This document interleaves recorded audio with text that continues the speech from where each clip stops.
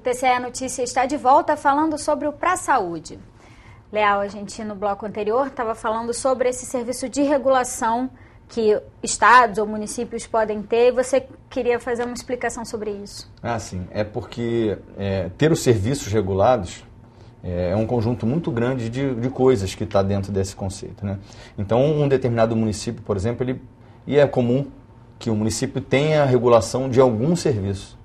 Então, ele pode ter, por exemplo, ter conseguido depois, uma ação que depende da vontade, ele pode ter tido vontade de ter organizado a regulação do acesso aos seus serviços ambulatoriais, por exemplo, algum tipo de consulta, né?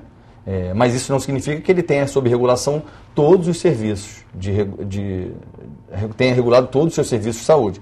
Até mesmo porque a obrigação do município não é na resolutividade plena da saúde. Ele tem a obrigação prioritária dele, é na atenção básica. A partir daí, os municípios devem funcionar em rede também. Surgem as regiões de saúde, para que possa haver o que se chama de saúde de referência. Ou seja, o município, quando esgota a sua capacidade, ele tem que referenciar aquele paciente, ele tem que encaminhar aquele paciente para um nível de atenção superior. E nesse procedimento de encaminhamento também tem que haver regulação. E acontece até de um município encaminhar para outro município, nem para a rede estadual ou federal. Isso é muito comum. É muito comum. E desejável que aconteça, né? E os municípios, existe um repasse de recursos feito do governo federal para os municípios, que já é feito levando em consideração isso, quem encaminha e quem executa determinado serviço de saúde naquela região. Doutora Thaís, eu queria que a senhora falasse para a gente se existe uma estimativa de quantas pessoas acabam vindo a óbito em função desse tempo de espera por uma vaga ou por um exame, por um procedimento na rede de saúde. Então, esse dado é um pouco assim assustador, porque eu fiz uma estatística, levantei uma estatística, todos os atendimentos do plantão judiciário noturno, porque eu trabalho lá e lá são as principais demandas urgentes, né? Então, normalmente são aquelas que envolvem o risco imediato de morte das pessoas. Geralmente, quando acontece isso durante o dia, é mais fácil de se resolver? Normalmente as pessoas, durante o dia, o judiciário ou a defensoria não recebe as demandas urgentes. O que acontece é que os laudos médicos que subsidiam a propositura das ações judiciais são liberados pelo médico plantonista, pelo médico da rotina, enfim, ao final da tarde, por volta de 4 ou 5 horas, quando termina o expediente ou termina o horário da visita. E aí acaba entrando na questão do plantão noturno. Entrando no plantão noturno, porque quando eles retornam, quando a população consegue esse laudo, os familiares, né, já encerrou o expediente forense. E são normalmente laudos graves, porque o perfil do atendimento do plantão é risco imediato, né, de morte, porque não possa, né, ou qualquer outro risco, não possa aguardar a abertura do expediente forense no dia seguinte. Então, normalmente, as pessoas que falecem são os nossos assistidos do plantão judiciário. E aí, a partir de um ano de levantamento desses dados, a gente chegou à conclusão lá no plantão de que a gente tinha um índice de óbitos de 2 a 3 pessoas por noite. Isso das pessoas que procuram o plantão. Exatamente. Então, sem contar aquelas que às vezes não têm nem a informação, pessoas que não procuraram a defensoria, que que estão na fila, né, de espera extra, que a gente chama de fila extrajudicial, fila administrativa, né, das centrais reguladoras. Mas existe já levantamento de alguns dados, acredito que do Ministério Público Estadual, tá, aqui do Rio, de que 6 pessoas morriam à espera de leitos de CTI nas UPAs a cada dia.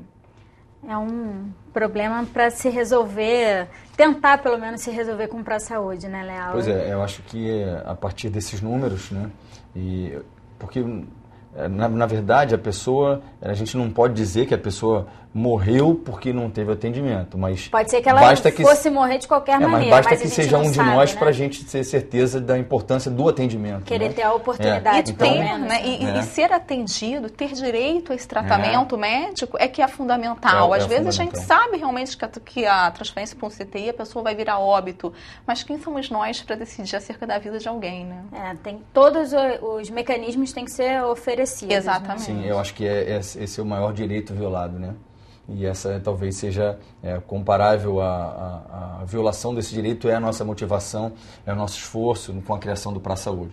Então a gente envolve muitos órgãos, envolve o Ministério Público Federal, Estadual, Tribunal de Contas da União, do município, do Estado, Defensoria Pública da União, Defensoria Pública do Estado, os órgãos principais de controle interno, que é CGU, AGE, CGM.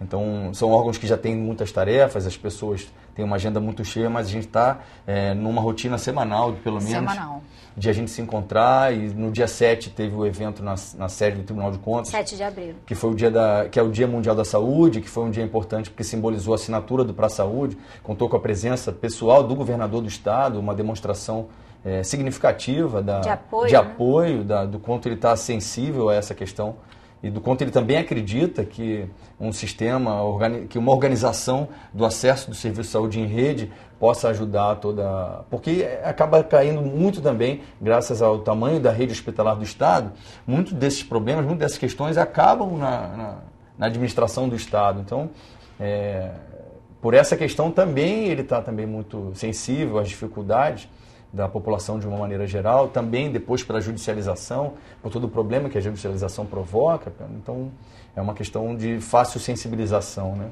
Melhora a vida da população sem dúvida, de uma maneira geral, dúvida, né? Sem dúvida. E o Tribunal de Contas do Estado já faz uma auditoria nos 91 municípios do Estado em relação a essa regulação do acesso à saúde pública. De que maneira esse trabalho pode contribuir na formulação ou na execução do Pra Saúde? Eu acho legal assim, que essa pergunta, porque dá a oportunidade da gente explorar a questão que é a seguinte: todos nós já estamos trabalhando há muito tempo por uma melhoria do acesso ao serviço público de saúde.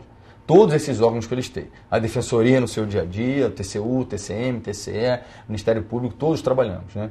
Então, isso que você está perguntando é uma ação específica do TCE, mas na medida em que a gente se reúne, esses esforços que eram individuais agora não serão mais. Cada um também vai contribuir com o seu trabalho, né? Com a sua experiência. Cada um vai colaborar com a sua experiência, os seus conhecimentos, sua prática. E a próprio resultado de uma união de forças que a gente não tinha nos permite fazer coisas que a gente individualmente não fazia. Mas falando das auditorias do TCE, a gente já fez, inclusive em virtude do Pra Saúde, já voltado para o Pra Saúde, desde o começo do ano que a gente está fazendo uma auditoria para dimensionar, para avaliar o que cada um desses entes que estão sob a jurisdição do Tribunal de Contas do Estado, que são os 91 municípios e mais o governo do Estado, para a gente tentar identificar qual é o cenário existente de regulação ali. Só para a gente ter alguns números, dos 91 municípios, algo próximo a 60 municípios alega que tem alguma regulação. Só que quando a gente pergunta se essa regulação se dá em algum sistema, esse número já cai para menos da metade. Pouco mais de 20 municípios dizem ter algum sistema. E esse sistema que esses municípios têm é para algum serviço de saúde. É uma coisa bem informal, né? Então a gente vai descendo a escada e a gente não tem nenhum município que esteja 100% regulado. Ele pode até ter uma boa regulação dos serviços dele, mas como ele não tem autossuficiência em saúde, os encaminhamentos que ele precisa fazer não cabem em nenhuma regulação. O Estado tem alguma regulação dos leitos, né? Mas não tem dos demais serviços, ou não tem... E só deles, né? E só dos leitos do Estado. Deles. Então, o governo federal, o Defensor Público da União estava nos dizendo num dos encontros, que é muito recente o esforço que eles estão fazendo para regular a própria rede federal aqui. Porque até então o paciente peregrinava de um hospital federal para o outro. Nem mesmo dentro da mesma... Dentro da própria regulação federal existe. Nem dentro do mesmo vínculo administrativo existe uma regulação. Né? E hospitais federais muitas vezes têm atendimento de alta complexidade, cirurgias super importantes. A população de todo o estado do Rio tem direito a ter acesso aos serviços prestados por esses hospitais de altíssima tecnologia e de competência em saúde. O Estado e a União principalmente. A gente não é nem nasceu no Estado e nem no Brasil sem ter nascido em algum município. Então, é para todos do território. De uma maneira geral, esse é um princípio talvez o mais importante do SUS, né? Que é para todos. Tem que ser universal, né? Então, é claro que existem, no nível municipal, isso já tem uma certa delicadeza, porque a gente está falando do orçamento de cada município e da capacidade de se organizar. Mas o SUS preconiza que isso se dê nas regiões de saúde, né? Então, é para isso que existe a figura da pactuação. Exatamente. E é nesse sentido, né, é para esse caminho que a gente pretende conduzir os gestores com a atuação do Pra Saúde. Né? O SUS é uma união de esforços, só que entre os 3 entes federativos, municípios, estados, né, e União Federal. Atuando integrados, de forma integrada. Assim se espera, né? Assim queremos, né? Sim. E o Pra Saúde vai precisar usar dados fornecidos pelas administrações públicas, os prefeitos, governadores, a presidência da República, através dos seus secretários ou ministros. Como é que essas figuras vão abastecer esse banco de dados, né? Como é que vão ser passadas essas informações? Acho que você pode responder melhor. Assim, já existe um sistema do Ministério da Saúde chamado CISREG, mas esse não é um sistema imposto, é um sistema que está à disposição. Então, existem municípios que usam o CISREG, existem até estados que usam o CISREG. Aqui no estado do Rio de Janeiro, são poucos os municípios que usam o CISREG. Outros municípios adquirem seu próprio sistema de regulação. A gente, lá na frente, para que o sistema funcione, ele tem que estar abastecido, alimentado com as informações que vão desde que exibiriam todos os serviços de saúde que se pretende regular. A gente talvez, por exemplo, não vá regular urgência e emergência, só como exemplo, né? Então, mas tudo aquilo que a gente visualizar como regulação, tudo aquilo que a gente imaginar que será regulado, vai ter que estar, primeiro, tem que estar conhecido e disponibilizado no sistema. Então, a minha capacidade de atendimento, a minha quantidade de consultas que eu posso dar de determinada especialidade, de exames que eu possa realizar, de cirurgias que eu possa fazer, de leitos que eu possa receber, tudo isso tem que estar nesse sistema, porque as demandas serão atendidas não mais diretamente naquela unidade administrativa, naquele hospital, mas sim na central de regulação a partir de um exame, de uma avaliação de prioridade de atendimento, que garanta que aqueles casos mais prioritários sejam atendidos primeiro, né?